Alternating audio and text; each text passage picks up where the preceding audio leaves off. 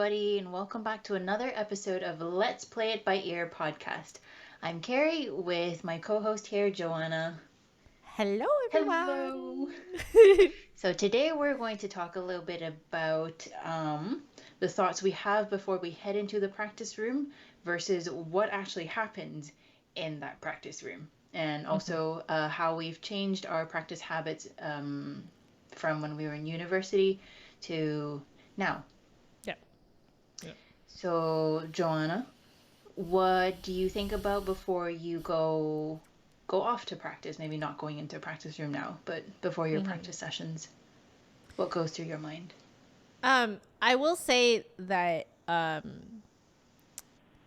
I I've definitely changed that process, um, and I've done that very consciously because I knew that there was something wrong with the way that I was thinking before I went into a practice room. Okay. Um, so from when I was probably a teenager, I would say, um, to around 3 years ago. Going into the practice room was actually a very anxiety inducing experience. Um, I, uh, and I didn't know why. Mm-hmm. That was the thing, was that at first I thought it was just that I had all these insanely huge expectations of myself, of like, this is what I have to get done. I have to get this done to get that done. I have to perfect this. I have to perfect that. You just have this list of things like, okay, like there's this like solo bit that I have to do in orchestra that I have to perfect before the next Right. rehearsal. And then you're like, oh, but I have to do this etude and this orchestral excerpt and this part of my repertoire for my teacher, for my lesson. Like the, those were the types of things, at least on the surface level, that I knew that I was thinking about before entering a practice room. So it's this kind of like high stakes, must perfect this huge list of stuff within not a lot of time. Mm-hmm. Because, when you're practicing in the midst of actually like actual music school, basically, Yeah. the actual music school schedule is insane because you have tons of classes. If you're in a larger campus and you're taking classes from other majors or other minors, you're probably going to be in different buildings as well. So you also have to account for travel time, travel distance, commuting Mm-hmm. between everything, which cuts into the amount of time that you have to practice. So realistically, even if you book 1 hour of practicing in the room, you're probably actually only practicing for like half an hour to 45 minutes. Yeah. You That, know, that's accurate. you're not actually practicing the entire hour, even though you booked a whole hour. So, you know, again, if you book 2 hours, you're really only practicing for an hour and a half, Mm-hmm. maximum an hour and 45 minutes, but probably not, Yeah. you know. So, um, what time you what little time you think you have, you actually have even less than that, right? Mm-hmm. So, but you have this ever growing list of things to perfect. So, it's like a constant growth of stuff to do, of the list of things to do, and less and less time to do it all, you know? Yeah. So I went in there being like, oh my gosh, I have to get all this stuff done. And then it would kind of send me into this sort of paralyzing anxiety where I just could not get a single thing done. Oh. So I got very good at sight reading. If anyone ever Okay. asks why I was like why I made it through, Uh was huh. because my sight reading got really good. Like, so people could not necessarily tell that I didn't practice Mm-hmm. because I sight read really well. Um, the only things, and this is just me confessing to everyone, and just to the world, I guess, that the only things I truly practiced was wind quintet music. Well, that was one of your favorite Yeah, things to go to, I guess. yeah, it was like it was my favorite thing to go to Yeah. in music school. And I think now that I think back, I think I know why I was comfortable practicing wind quintet music, was because we had these amazing coaching sessions Mm. with the various coaches that we've had. Mm-hmm. And they've been wonderful, and they coach in a way that is very healthy. Mm. Mentally is very healthy, and it's, you know, the words that they use to describe things and also to help drill us, you know, like, it's encouraging and strict at the same time, Mm-hmm. which is exactly what you need Right. to play at this high level of playing. But I, now that I think back, I was essentially repeating what they coached me in those practice sessions. And Oh, okay. because, you know, essentially what they showed me was, how do you coach yourself, Right. you know? Oh, that's very useful. Yeah, but I didn't really have um like a very good like idea of how to do that for my own solo stuff. Mm-hmm. So, and it went unchecked for many, many years. I didn't find out until about 3 years ago when I started to practice on Twitch. Um, I didn't realize how horribly I talked to myself Oh, in that's the practice interesting. room. Yeah. So in the practice room, I talk really horribly to myself. Like, I'm the kinds of things that I would say to myself are things that people would never imagine me saying to anyone else. Like, it's to the point where I would label it as like self-abusive. Mm-hmm. Like, it's a lot of, in worse terms, but generically speaking, I was saying things like, I am bad, I am not worth playing the Mm-hmm. flute, I am not, I will, you know, like, I'm just never going to be good enough. Mm. Um, and I can't do this. Um, I, it's, there were, like, I would never ask myself why I can't do something. You know, I would never ask, how am I doing something versus how can I do it better? Right. So I wouldn't ask the whys and the hows. It was just a constant defining myself as bad. So always just like focusing on that negative element and just Yeah. instead of kind of trying to break free from it, you're just honing in on it then. Yeah, because every time I'm drilling and I'm getting something wrong, essentially what that's doing is it's confirming that I'm bad, Oh, oh. rather than seeing the drilling as a way to find places to improve, to Uh-huh. make yourself better, right? Which is, you're looking at the same coin but on the other side, basically, right? Yes. But what drilling did to me, because my practice anxiety went completely unchecked, was that it made me hyper focus on what I couldn't do. And instead of trying to find a way to solve the problem, or even seeing it as a problem to solve, I just kept banging my head against the same thing, trying to do the same thing, trying to expect a different result. Okay. But like, that's never going to happen. Like, if you're going to do the same thing over and over again and expect a different result, you're crazy. Yeah, I was gonna say that isn't that the definition of insanity? Yeah, that is the definition of insanity, is doing the same thing over and over again, expecting a different Yeah. result. Okay. But like, I just did not know that I was doing that. Mm-hmm. And um, no one knew to check that I was talking to myself like that. Okay. So No one knew to check. what made you realize then that that was It's really bad? because, You had to get away from it. well, I knew that it was bad because it got so bad that I could not practice on my own. Like, I would take my flute out and I, like, the case out of the zipper case, Mm-hmm. Mm-hmm. the hard case out of the zipper case, and then I couldn't open it. Wow. Like, it was that kind of paralyzing anxiety. Like, I can't open the case Mm-hmm. to practice. to take it out. And that's how I knew it was really bad. Okay. So 3 years ago was when I was like, life's too short.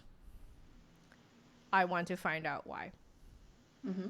I want to find out why I have this. Mm-hmm. So I was like, there's only one way to make myself practice, and I know what it is. I have to stream it.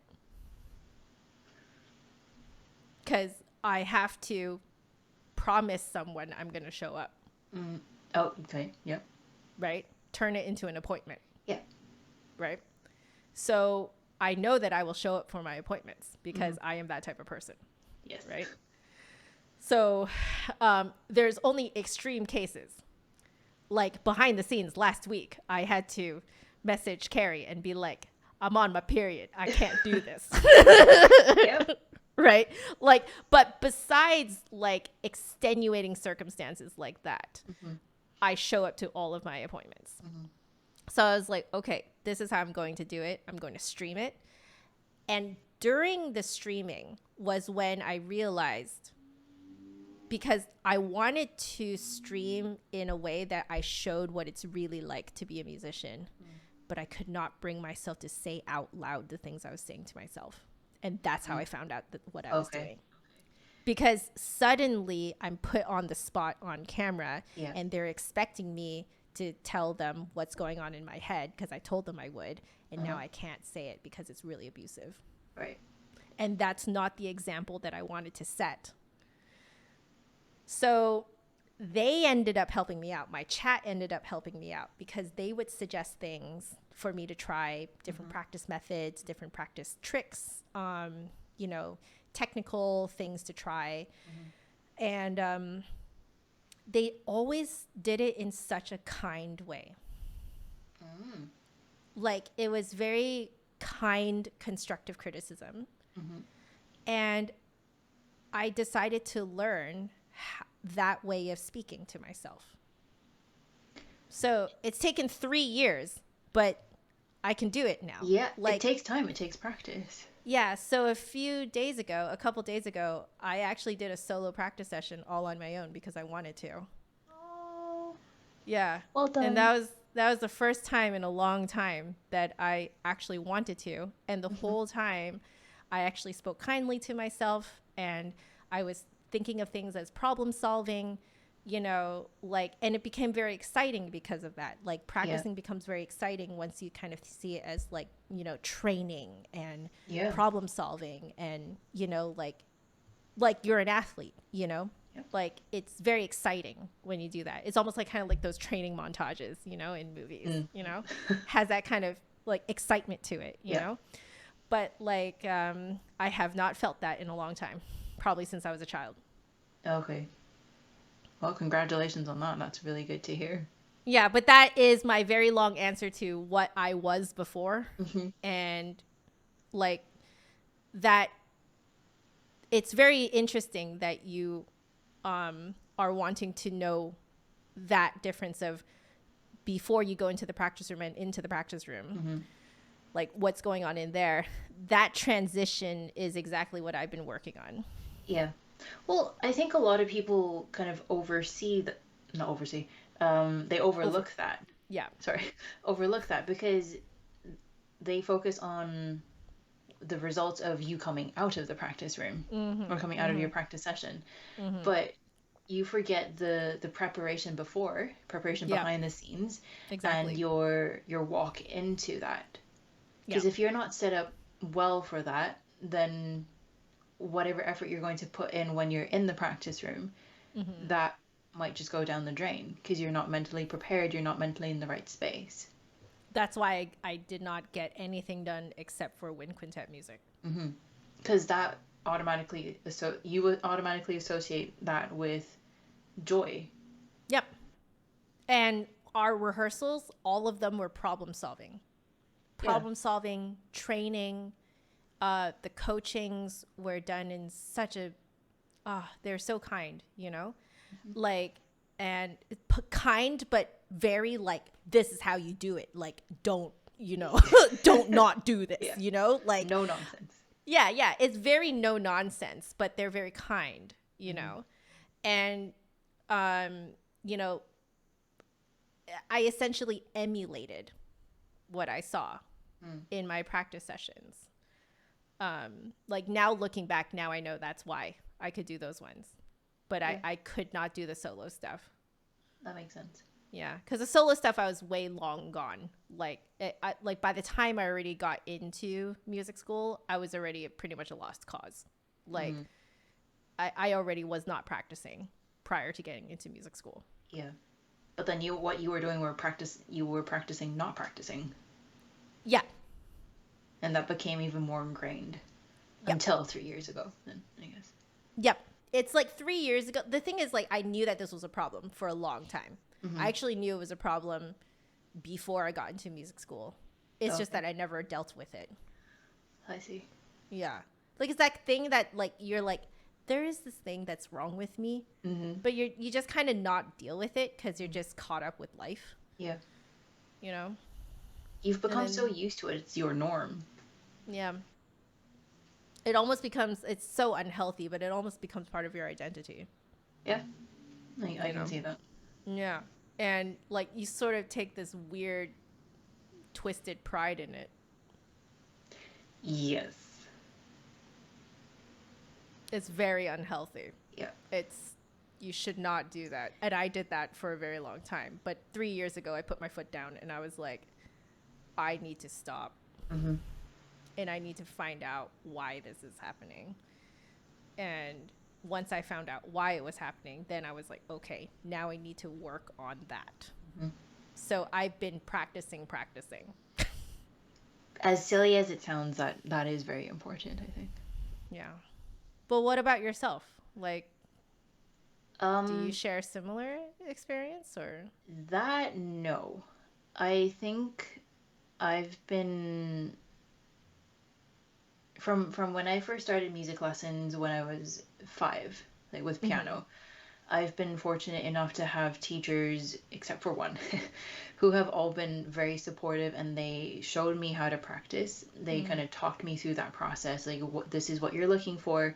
Mm-hmm. This is how you can approach it. This is the different methods you can use to kind of trick your brain into thinking that, oh, this is not as hard as you think. Right. Um, kind of like roundabout ways to go around it to Yeah. look at it from a different angle. Mm-hmm. Um, I think what played into it most in terms of change is my personality. Mm. I'm very, you would know, Joanna, I'm a very Yeah. uptight person. Um, I tend to want to keep very strict to a schedule. Mm-hmm. So when I was in school, I think, as you said, because we went to school in such a large campus, on such a large campus, Mm-hmm. you would have to know when you need to pack your things Yep. and leave enough time to go to your next class.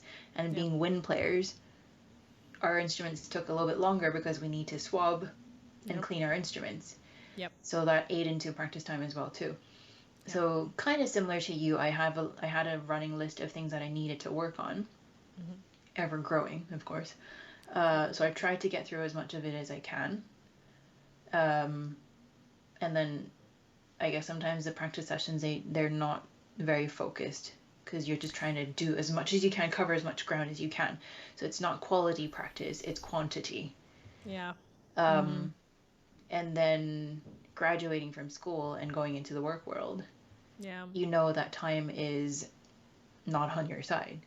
Yep. There are days where I really don't have time to practice. And I Yep. mean, now I work a full time job Mm-hmm. at a music school. Yep.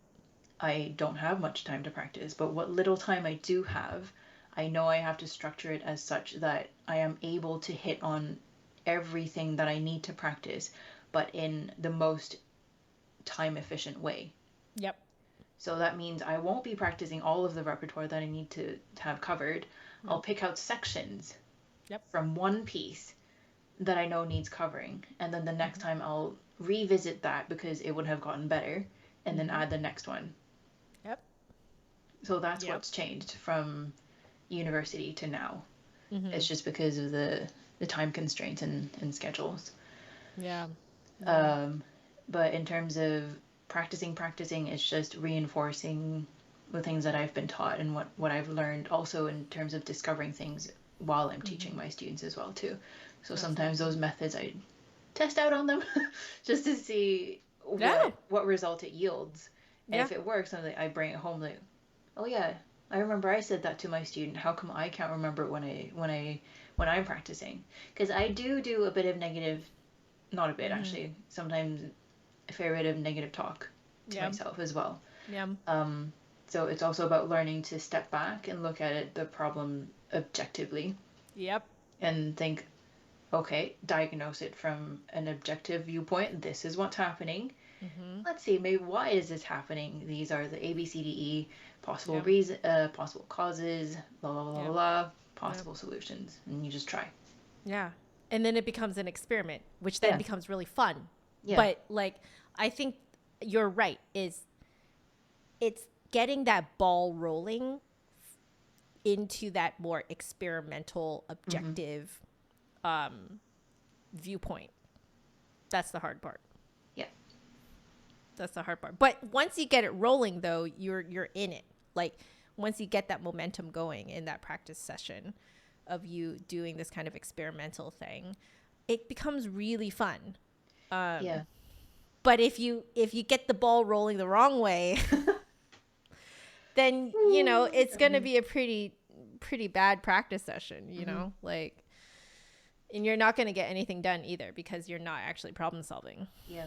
I think one thing that I do remember from the majority of my teachers is them knowing how to pose questions and knowing what sorts of questions to ask the Yeah. student that actually Yeah. makes them think. Yeah. So it puts the ball in the court of the students that you're going to take ownership of your own practice. Mm-hmm. You're going to essentially evaluate yourself Yeah. and Yeah. then try and figure out what works and what doesn't work, but with the Mm-hmm. teacher's guidance. Mm-hmm. Mm-hmm. I love doing that. Yeah. That's really fun. Um, I, uh, I mean, I am very thankful, especially to my last flute teacher, because I think she could tell that there was something wrong, Mm-hmm.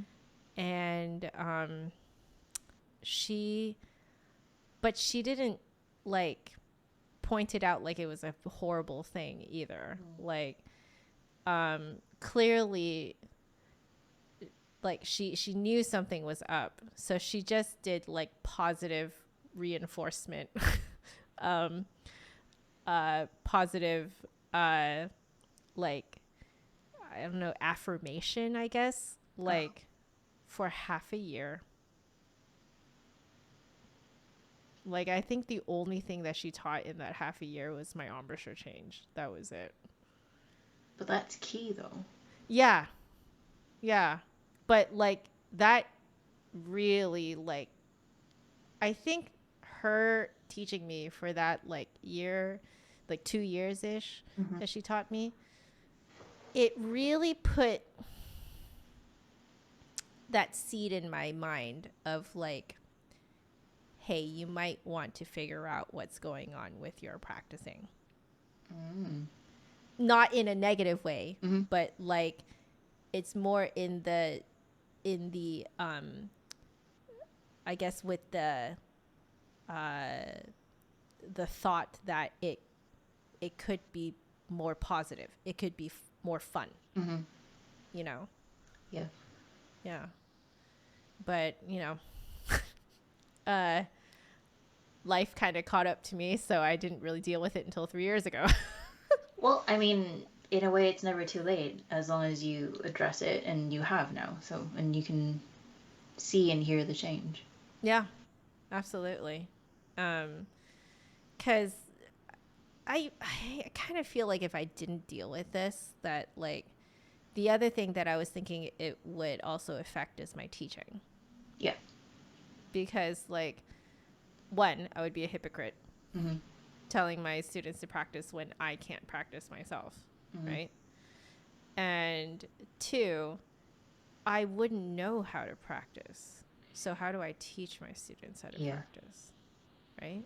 Like, it's kind of the whole point of them asking for my expertise is because they assume that I know how to practice. Mm-hmm.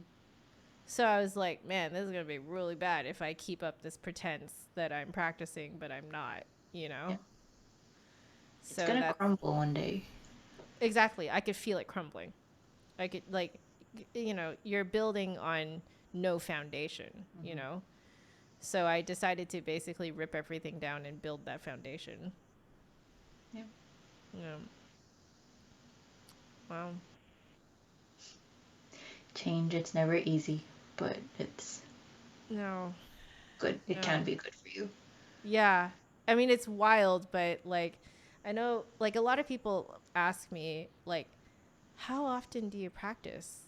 You know, and I'm like, well, I'll give you the absolute truth, which is that I schedule 1 hour, 4 days a week to stream. But am I Mm-hmm. really practicing the entire hour? No. Like, maximum is 45 minutes. Absolute maximum is 45 minutes. But it's actually really just like half an hour. Mm-hmm. It's not unlike booking an hour in a practice room and actually only getting actually half an hour practicing it. Yeah. That's how it works, because you get in, the hour starts, you're putting your instrument together, Mm-hmm. you're tuning it, ruffling around, getting all your books out and stuff and whatever, right? Setting everything up to the way you like it. 15 Yeah. minutes are gone, man. Yeah. You For practice, reed players too, we have to adjust our reeds or find a reed that works. yep. Like 15 minutes gone, easy, you Yep. know? And then you have half an hour, and then you know, 15 minutes to pack up. Mm-hmm. Like, you know what? Let's be real. So I straight up tell my students, I'm like, I'm being real with you. Like, these days, half an hour, 4 days a week. That's two Mm-hmm. hours of practicing a week. Yep. Now, though, I can see myself doing a bit more, because now I'm planning on doing a few solo practice sessions by myself. Okay. Okay. And because I want to practice practicing, Mm-hmm. I want to practice solo practicing Right. and coaching myself in a healthy way and stuff like that, because I need to know how to do that on my own, because again, that's a skill that I feel is important to learn so that I can help my students even more. Yeah. Right. I So agree. now it might be like not 2 hours a week, maybe now it might be 4, Yeah. which is, you know, 100% more than before. Yeah. Right. Which, so that's going to be great. I can already feel a difference now, how much I'm accomplishing with that much more practicing per Mm-hmm. week. But like, realistically, you can't really do more than that when you're in the real world. Yeah. Like, getting 4 hours of quality practice time a week Mm-hmm. is actually luxurious for, you know, a working adult, Mm-hmm. even if you're a professional musician. Well, quality over quantity. Exactly. You know, you do hear about those professionals, though, you know, the ones that in the upper echelons of the music world Mm-hmm. who can practice like 2-3 hours a day. Yeah. And I'm just kind of like, man, that would be great. I would love that, but that's not practical. Yeah. Well, we do what we can with the time that we have. Mm-hmm. Fact of life. Well, I think that's a pretty good place to stop. What do you I think? think so too.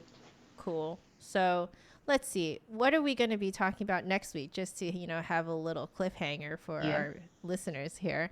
So looks like we're going to be talking about how to practice for an exam next time. Ooh. So if you guys want to stay tuned for that, we will be here again next week. We will be dressed exactly the same because we're recording this right after. But we'll see you guys next week. But for now, we just want to thank you guys for watching, for listening, for supporting us. You can find us on our various social media, which I will now list out for you. You can find us on Facebook, Let's Play It By Ear Podcast. You can find us on Instagram, Let's Play It By Ear Podcast. And on Twitter, we're at let_ear, even though, you know, when you click on us, you'll see that our full name is Let's Play by Ear Podcast. And of course, you can listen to us on anchor.fm/Let's Play by Ear -podcast.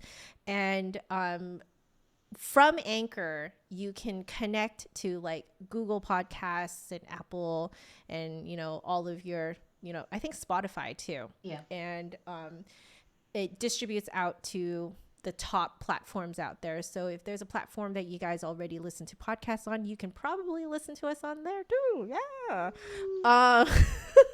But, and always, if you guys want to respond to us, you can email us at letsplaybyear.podcast@gmail.com.